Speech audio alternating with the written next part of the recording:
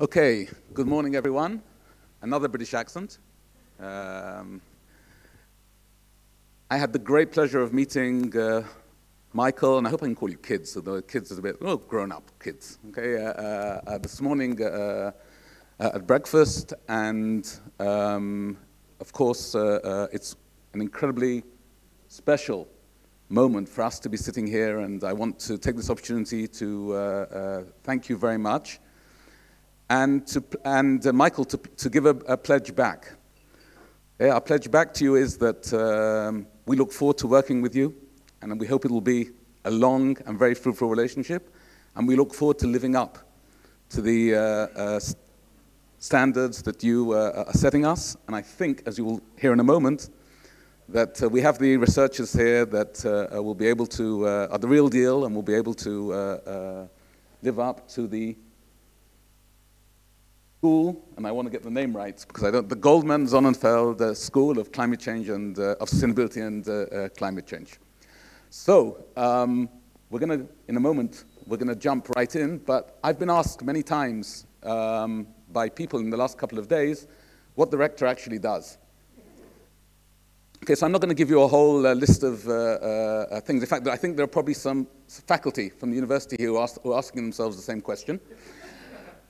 So I'm not going to give you a whole long list of things that I do because it will take too much time, but I will just say that the name rector, someone pointed out, is of course a church office. Right? It comes from the Catholic Church and is used in other churches, and that of course is a reminder that universities were set up in the 13th century as church institutions for men, very privileged men. And the rector was the office that was given to the head academic or head of the university. The name has remained, the job has changed. Thank goodness, universities have also changed in the people who make up their both the faculty and students, and for the benefit of all of us. All I'll say is that I think my main job and my staff's main job, and what I really love about this job, is helping to facilitate our researchers and students to be the best they can and to do the best research they can. And that's what I see as the main part of my job. And it's something that I get incredible nachas, if I can use that word, yeah, from seeing the great things that our faculty are doing, and looking forward to the future and to future endeavors and things that we will be able to accomplish. So, enough about the rector and what the rector does, and let us talk or hear from the wonderful researchers who are rather nervous, but relax. Yeah, it's okay. No one here is. It's a friendly audience, right? We're going to talk about, and what we're going to do is, because I guess most of you in this room know the university from above, right? You know what the university, you know Ben-Gurion University, but very often you probably ask yourselves, what is it we do on a daily basis, right? What is the work that we actually do, and how is it actually accomplished? And I've chosen 3 researchers who reflect in many ways the structure of the school that we just heard about. The structure of the school, as you'll hear, they're all from different faculties. Okay, and they all approach the subject of climate change and sustainability from different angles. And I thought it would be great, as we're on the back of the naming of the school, that you actually hear something about what's going on, or what will be going on and is going on in the school through these 3 researchers. Now, I'm not going to introduce them. I'm not going to introduce them to you. They'll introduce themselves. Okay, and in fact, the first question I'm going to ask them to address is, tell us a little about yourselves, why you chose academia, and why you chose the subjects that you actually, or the areas that you actually research. And I'll just tell you that Orit, Max, and Naama, and I'll let them do the rest of the job. Orit. Hi, it's my honor to be here, and I have Israeli accent. So my name is Orit Sivan Cohen, and I didn't plan to be a scientist. But I guess it evolved naturally. I grew up in Jerusalem, and both my parents worked in the administration of the university, and my high school was also inside the campus, so I guessed I had the academia atmosphere around me, and I really liked sciences. So that's what I studied in high school, and later on, after the army, I hesitated actually if to continue in art or sciences, and decided to keep the art and jewelry making as a main hobby, and to focus on sciences. And it was clear to me after the army that I want to, if I work in science, I want to look at earth and nature protection and environmental studies, and that's basically what I did since the beginning of my studies. So I was in several earth sciences department, and during my postdoc in Harvard, I started to work on methane biogeochemistry, and that's what I'm doing now.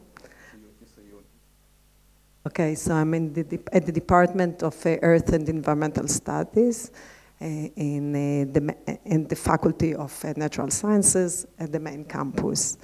And during the postdoc, I got several offers from the academia institutes and the non-academic institutes, and I decided to join Ben-Gurion, and I'm very happy and proud to be here.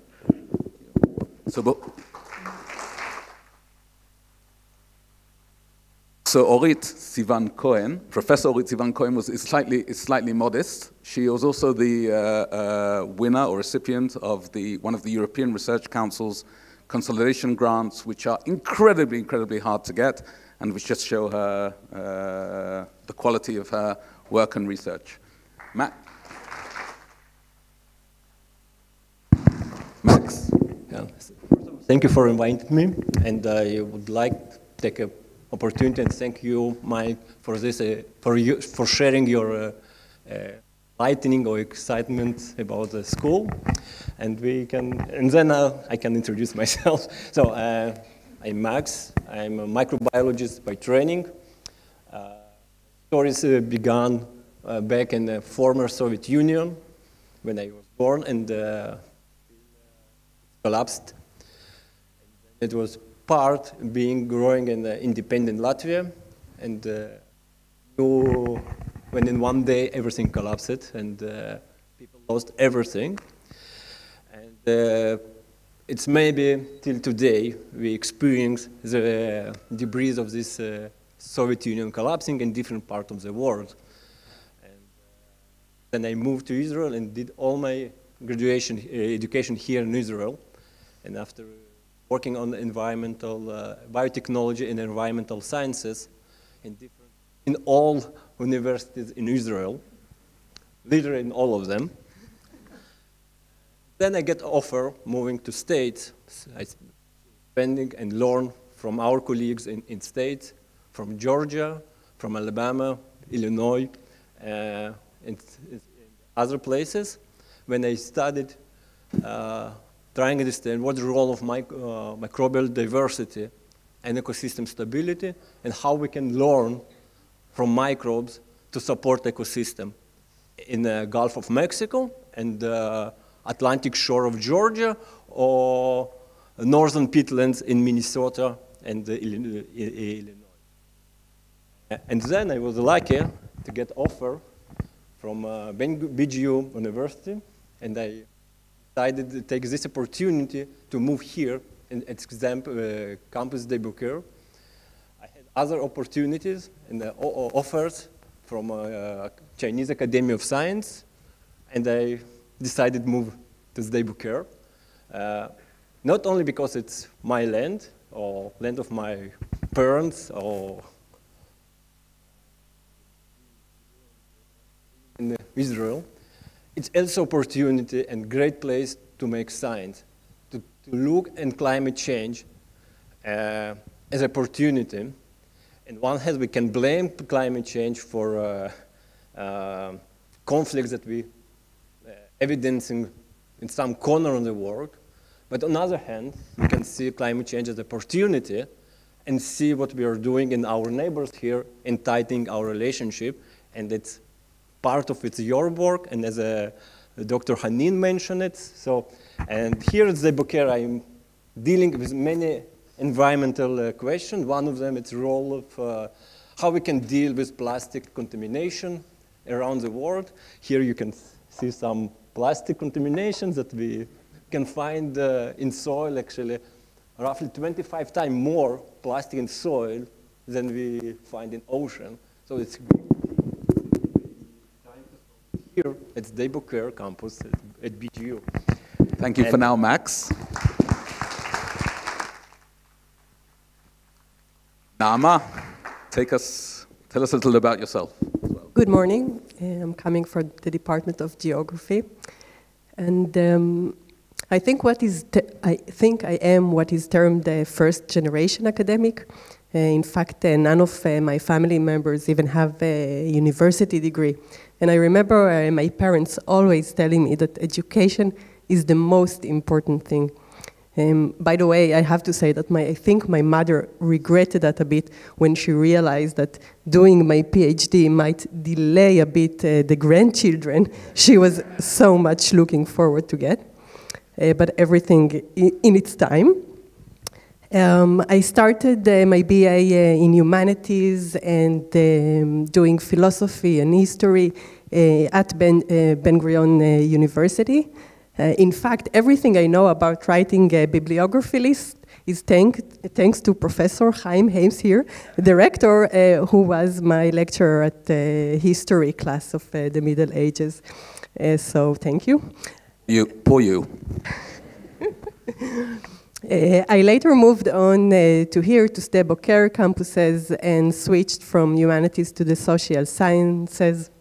And here in ZBOKER was absolutely the best experience one can hope for, both academic and personal. I continued with a PhD at geography in Leeds, the UK. Didn't acquire any British accent, unfortunately. And everything in this stage of my life is really thanks to my amazing supervisors and mentors from Ben-Gurion campus, and which really I can only blame or thank, depending on the day, for really great inspiration, both academic and personal. Moving on to my postdoc in urban planning and environment, and coming back here to Ben-Gurion University 4 years ago was like coming back home.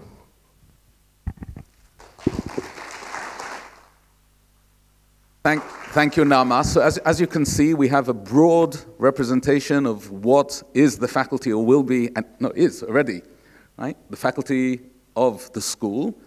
And I would like now to ask you briefly, and remembering that we have a very broad audience, to tell us a little bit about something that's really exciting you at the moment in your research. So, Orit? Hi. So, as I said, I'm an environmental scientist, and in my work, I use mainly geochemical isotopic approach to study natural water systems, and I focus mainly on the greenhouse gas methane and its biogeochemical cycles. And the methane is the second most important greenhouse gases, and we are really worried from its fast increase in the atmosphere. And we work in various environments, and here you can see in the slide example for one of the type of environment we are working on.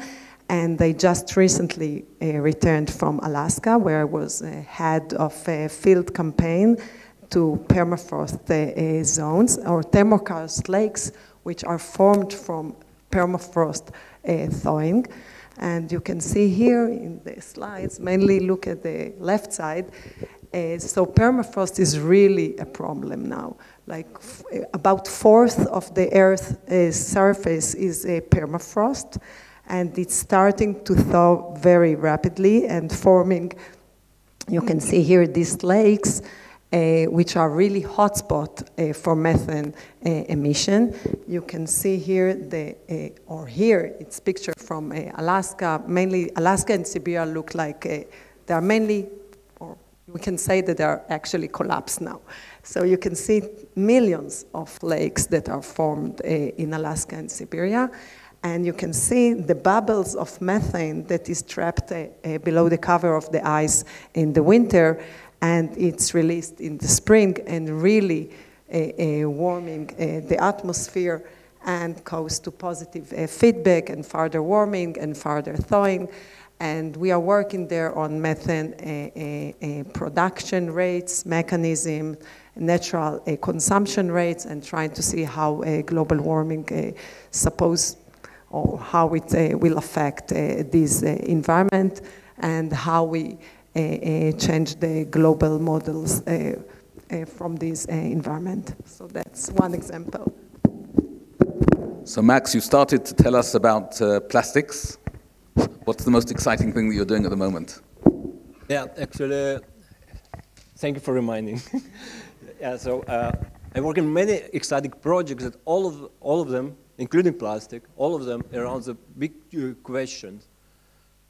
What is the power of diversity? In my case, it's the microbial community diversity, how they contribute to ecosystem. Can we manipulate or use, or better understand, how can we better understand microbial communities in order to address the challenges, and one of them, it's restore soils, agricultural soils, and support primary productivity to ensure food stability and political stability for future generation. That's actually, I'm trying to understand how we can use microbial diversity in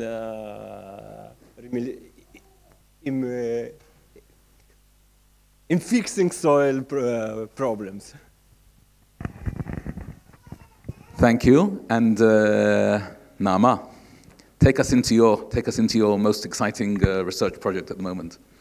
Okay, so I think I share some of my research interest with distinguished guests here in the room. My broad field of research is environmental policy. I'm very much interested in all various different topics on this interface between human and nature, society and environment. And I can maybe give a few examples of the research done by my students. So I have students working on future energy systems, which will be much more decentralized and decarbonized, meaning based more on small-scale renewable energy and much less on fossil fuels, we hope. But we still don't know how to evaluate the implications of such a transformation on energy security, on energy sustainability, on energy equity. Okay, what these kind of systems will mean in those three dimensions. Another student of mine is working on the concept of net zero, this idea that we can balance our greenhouse gas emission, and how this idea was so powerful in mobilizing political, economic power and actors.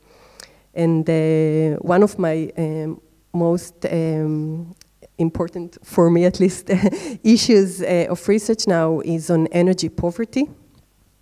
The situation, this challenge where households struggle to have access and to afford electricity to heat or cool their house, especially under extreme climatic conditions such as heat waves or cold waves. And we are building now, or developing now, together with the National Bureau of Statistics, the first index for in the Israeli national context to define and measure the extent of electricity or energy insecurity of households in Israel. Thank you very much for giving us a quick insight into what you do. I remember when I was a child, I read a book which had a great impression on me, which was called A Day in the Life of Ivan Denisovich. I don't know whether any of you have ever read it. Not that I'm comparing that book, but I'd like to ask you, could you describe to us a day in the life, a typical day in the life of a scientist at Ben-Gurion University of the Negev, at least in your lives, right? Okay. So during most of my time in Ben-Gurion, I needed to handle raising kids and having family, and also building a lab and have big group members. So it's hard work. And my day is usually starting with, in the morning with arranging the kids, then running to the train, and then being in the lab a lot. And in the work, usually I have a lot of meetings with the students and collaborators in the office and in the lab, and developing new techniques, and also a lot of teaching, a lot of teaching, and writing grants. And it's a lot of work, but it's also very nice. I am in a really nice department, in the Earth and Environmental Science department. And in the department and in the university, I feel really very positive and atmosphere and supportive. So it's really helped me. And so it's a lot of work and working hard without even having time, a lot of time, in many days to eat, but it's really nice. So that's it. Thank you. You should, like me, when I try and get Orit on the phone, I think she's busier than I am. Okay, and she's doing a lot of really interesting things. Max, how about your day? So, in my daily, so I'm trying really separate work from private life, to separate it. I must admit I'm not really successful in it, but I'm really trying. So my mornings began roughly 5 a.m. So I wake up and I have my swim or gym morning. I'm really literally trying doing it daily based. And thanks to Ben-Gurion University, we have a good shuttle system. So I take shuttle from main campus here. So it's really appreciated, and it's part of our vision for climate change and improving public transportation. So it's really great. I thank you, university, right? So when I arriving here to campus around 8:30, my second task of the day really just about to start. And it's starting from 1,000 emails that you need to proceed, but most of them, vast majority of them, are really positive and constructive emails that I'm really glad that I don't need to deal with ugly parts. So it's and the additional part is that I really enjoyed it. It's meeting all surroundings, enthusiastic and self-driven people, and mainly my nearest team, my students and my lab directors. They really, I enjoy simple conversation and see how they really want to succeed and promote our lab task. And as well the other department members, that each of them unique in their own way, under general head to improve and progress, promote better understanding of ecosystem functioning. So, and more or less it's how I'm doing, and I'm really enjoying the light of these people, and I think it's one of the best jobs that you can find. You do nothing and only enjoying what you're doing. So it's great. I like it. I presume you want to say you do lots and enjoy everything that you do. From some extent, it's a lot. Nama? My two colleagues here didn't mention that they have their coffees first thing in the morning.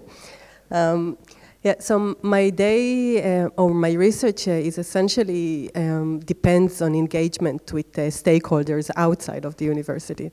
So I actually find myself a lot in governmental corridors, interviewing stakeholders, people relevant to the specific topic, conducting, facilitating workshop, etc.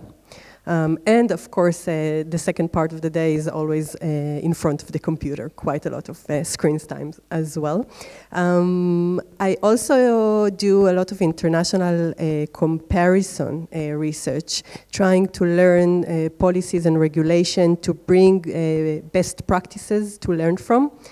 So I don't know if I'm allowed to remind us the word COVID, but before the pandemic, I used to travel a lot internationally to gather data from other national contexts. So it's life-work balance, which we try and achieve, teaching, which of course is a very, very important part of our remit, and high-quality research. So thank you for telling us a little about that. And just to end, in conclusion, the school. How is the school? I mean, it's early days, and we're still feeling our way right through the through this is going to work. But how do you see the school impacting what it is you're doing already? So I'm doing already environmental science, but I hope that the school will enable more multidisciplinary studies and interdisciplinary collaborations between scientists inside the university, between the faculties and the department, but also outside of the university. And I hope it will enable also more positions for faculty in interdisciplinary aspects of climate, and more students also that will be engaged to these studies. Thank you. Max, we'll stay in the same order that we've been doing the whole time. Max. So, actually, I'm really glad to be part of this school, and I see really great success for the school. Not only because it's extremely multidisciplinary school, that it's a way how to do science today. And I really would like to see that school will extend toward outreach to young schools or even kindergarten to promote their involvement in climate change and in environmental issues.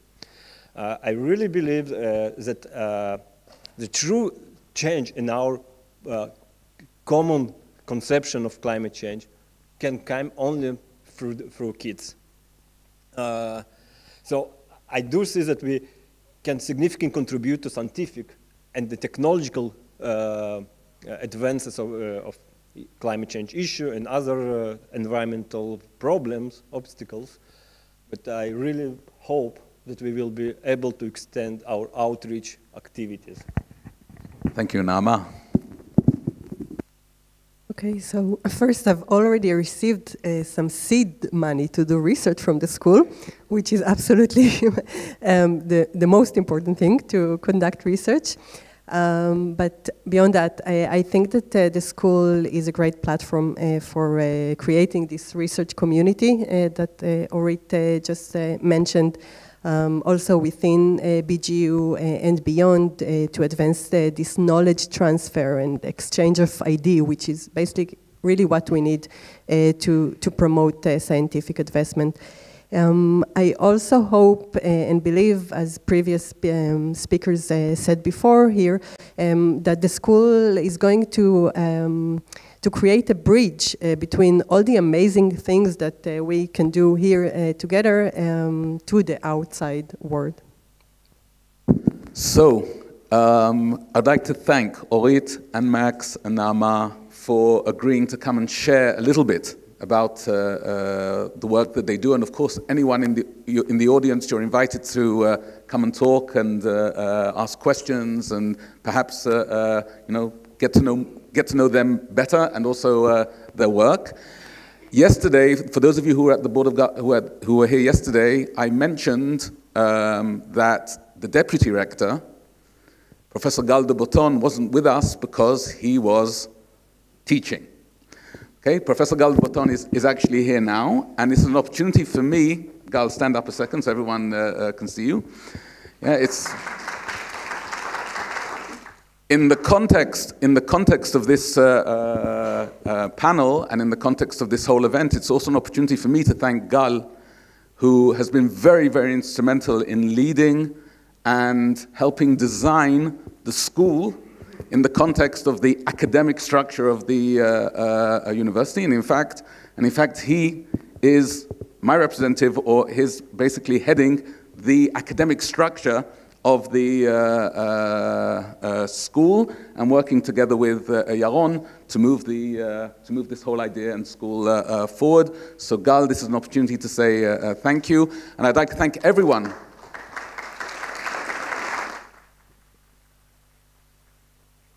for participating, and again thank Michael and the family and Lloyd and the broader family and all of BGU, right, for helping us do what we love doing. Thank you.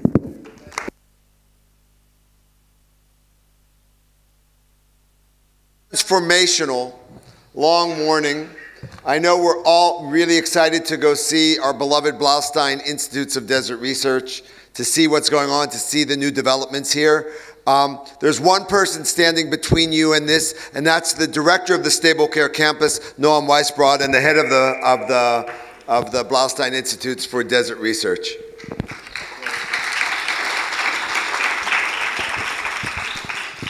I just want to say that when Michael and I met about a month ago in New York, we talked a lot about climate adaptation, and now we're facing schedule adaptation at BGU, because I was 20 minutes ago I was asked to cut my presentation in 50%. I was asked 100%, and after a long negotiation of 30 seconds, it's just half of it. So I will try to be fast. I got many slides, and I will try to be efficient here. First of all, I'm not going to mention everyone here, friends, colleagues, Board of Governors. You were not here for 3 years, and we really missed you, so thanks for being with us. I will just mention Amos Richmond, the founding director of our institutes that Michael already mentioned, who is 91 years old today. So Mazal Tov.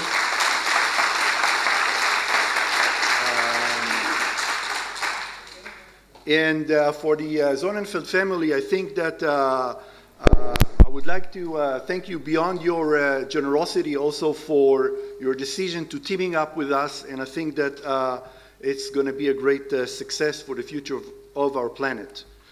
So what is being done here at the institutes? We are dealing with 4 major topics: food security, water scarcity, renewable energy, and ecosystem dynamics.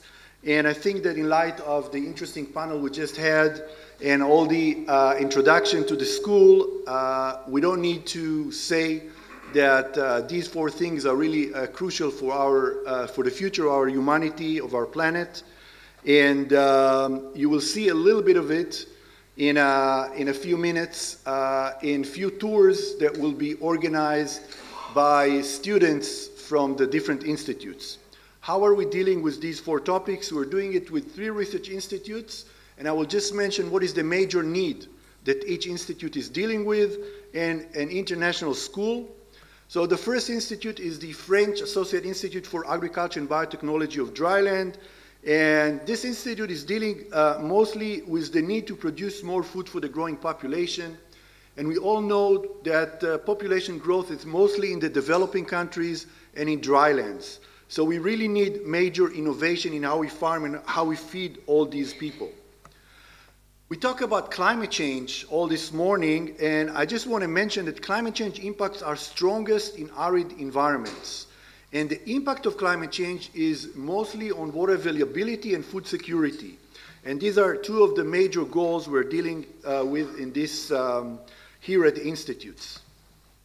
The The second institute is the Swiss Institute for Dryland Environment and Energy Research. And this institute is dealing mostly with increasing the value of dryland to humanity. And when we're talking about drylands, it's not just some exotic deserts in the Kalahari, the Namib, the Atacama. It is 40 to 45% of the Earth's terrestrial area and the home of about 2.2 to 2.3 billion people. And it is really extremely important to create sustainable life for all these people. And the numbers are just increasing with the desertification processes. And speaking about desertification, which is a word that came up this morning a few times, it's worth mentioning that with climate change, desertification is now considered one of the world's major environmental problems. And most of the world is actually directly suffering from desertification, according to the UN report from last year. The third institute is the Zuckerberg Institute for Water Research, and this institute is obviously dealing with the need for water, and we all need it. Water is the most crucial resource on Earth, and it's a finite resource. The demand for water is just increasing all the time, continuously, and at the same time, we are damaging our water resources both in terms of quality and in terms of quantity, so the gap between the need and between what we can produce is just increasing all the time. And I think that the numbers of the predictions by the UN speaks for themselves. In less than 30 years, more than almost half of the world population will be living under water shortage. In 2050, half of the world population, it's about 4 billion people. So this is really a huge problem. And of course, in the Middle East where we live, it's the most water-sensitive area in the world. So here it's a huge problem, and I'm sure that Michael talked about his trips in the Middle East. I'm sure that water issues came up quite often. Education was and still is a key for the BIDR, and I'm not going to get into too many issues because I don't have time, but training the next generation of decision makers and scientists in the field that we're dealing with is really very important for us, and we're doing it in our international school. We currently have students from 27 countries. It's a graduate school. I will mention it in a second, but this is very, very important for us for the future. A lot of changes have taken place since the Albuquerque campus in the last 20 years.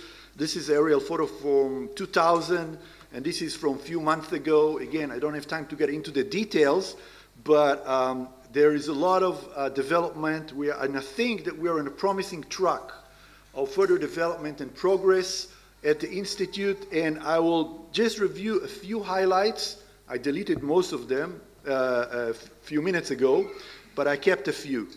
So the university just submitted a few weeks ago, I think, Chaim, I think it was a few weeks ago, a new request for VATAT, the High Educational Committee, for an undergraduate degree under the BIDR umbrella, international undergraduate degree, and I think that this is going to be a game changer, not only for us, but also for the international vision of the university in light of our ability to make a difference in terms of climate change, education, sustainability, and so on, and not only in the Israeli scale, but also in the international scale. So I think it is very, very important. There are around roughly between 120 to 150 running projects at any given moment at the BIDR. Of course, I cannot review many of them, but this is just one example of a large-scale project that funded by the Beard Foundation after a very competitive selection process, and it led by 7 or 8 researchers from the Zuckerberg Institute for Water Research, a big consortium with the academia, with partners in Israel, in the US. In the US, we have Northwestern University and Yale University as partners. And I think that it is focusing on improvement of treatment and scheme for wastewater treatment. I'm not going to get into the details, but this is just an example. It's a $20 million project, and I think that it's a good example of things that are being done here. Now, those of you who gazed through the window when you went down from the main campus to Kedma, and even more if you drive from here to Mitzpe Ramon, you see a lot of green spots. Most of these green spots are vineyards. And these vineyards are a lot due to the efforts of scientists from the French Associate Institute that teach the world how to create outstanding wine in the harsh conditions of the Negev desert. We already have a lot of collaboration on that, and I think that this is a good example of how we can make the dream of David Ben-Gurion to make the desert bloom a reality. And there are a lot of green spots, and it's really great.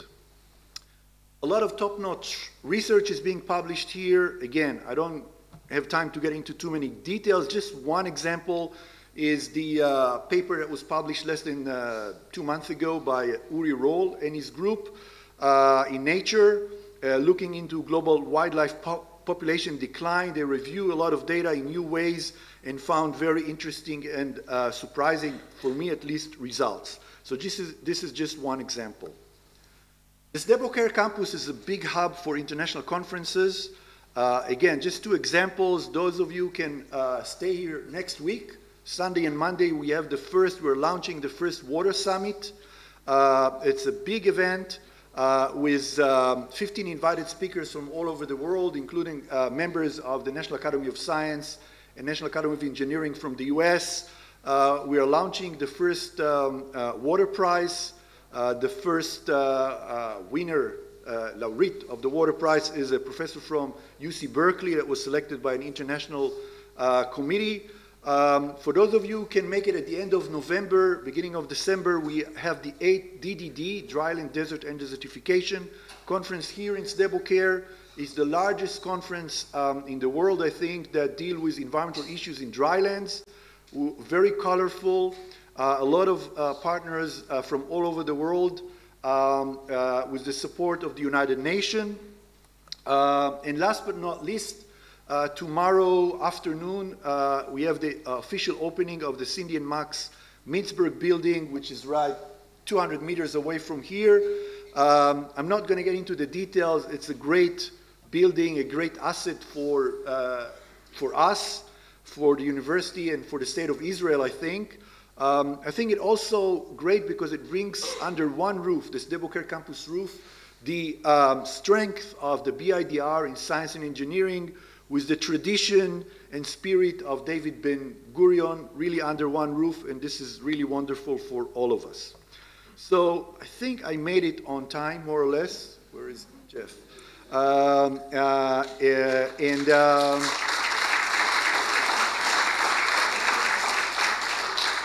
I hope that you will enjoy the tours. It will be fast. We had to cut the tours as well. But thank you again for being with us, and I will stop here. Thanks. Thank you,